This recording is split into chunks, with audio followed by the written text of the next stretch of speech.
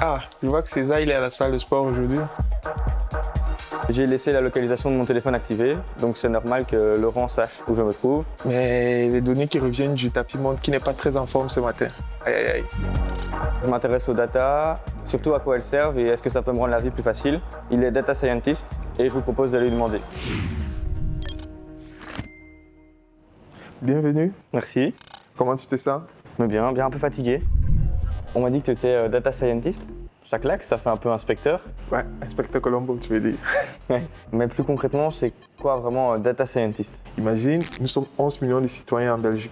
Donc 11 millions de Césars qui font des activités tous les jours. Tu sors de la maison, tu vas prendre le bus ou le train. Tu payes avec ta carte, tu produis des données. Le train ou le bus dans lequel tu es produit des données. Quand je prends un bain, je consomme de l'eau, donc je produis des data. Quand je bouge avec mon téléphone aussi, quand je paye avec ma carte, je produis des data. Mais donc, toi, qu'est-ce que tu fais avec ces data? Toutes ces données-là sont collectées et elles sont acheminées chez nous, ou du moins on y a accès. À partir de ces données-là, nous pouvons construire des modèles mathématiques qui vont permettre de faire des prédictions selon le besoin spécifique du client ou du citoyen, tout simplement. Bon, par exemple, César, toi un sportif, tu n'as pas envie d'ouvrir une salle de sport dans le futur? Pourquoi pas? Je me suis jamais vraiment posé la question, ça me paraît être une bonne idée. Ok. Alors, dis-moi, où est-ce que tu aimerais la positionner, ta salle de sport? Dans quelle localité? Je dirais là. Ah, ok, on regarde ça de plus près. Là, je vais générer les données d'utilisation GSM dans le secteur. On a un pic d'activité à cette heure-ci, donc là et là, on a vraisemblablement 2 salles de sport très proches de l'endroit que tu as indiqué. Donc, c'est pas très judicieux. Ah ouais, ok, c'était pas très malin là. Deuxième essai, allez. Je dirais là, de l'autre côté. Ok, regardons ça ensemble. Tu es plutôt écolo ou pas? Oui, je mettrais bien des panneaux solaires sur le toit. Ok, voilà, on va regarder ça de plus près. Là, on va recréer un environnement 3D.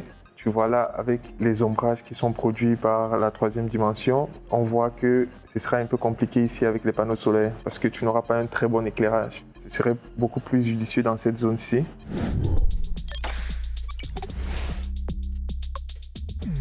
Ok, donc si je comprends bien, ton métier c'est de donner des conseils.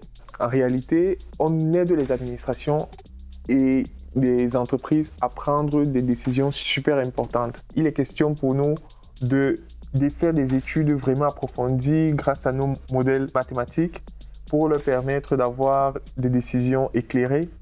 Tu vois, par exemple, en Belgique, on a connu d'énormes inondations. Et nous travaillons dorénavant avec les administrations en charge de l'environnement et de l'urbanisme pour anticiper de tels phénomènes. Un autre exemple, la ville de Louvain, nous avons utilisé notre jumeau numérique Belmap pour nous permettre en fait, de les aider pour l'établissement et la construction d'un nouveau bâtiment. Tu peux exactement simuler la création de ce nouveau bâtiment-là dans l'environnement réel et voir quels peuvent être les impacts écologiques, quels sont les impacts sur le plan économique, quels sont les impacts sur le plan environnemental. Tous ces différents éléments-là, grâce à notre produit Belmap, on est capable de les prévoir et de donner les outils aux entreprises et à l'administration. Voilà, j'ai bien compris ce que c'était le métier de data scientist. Imaginons que je veuille le devenir.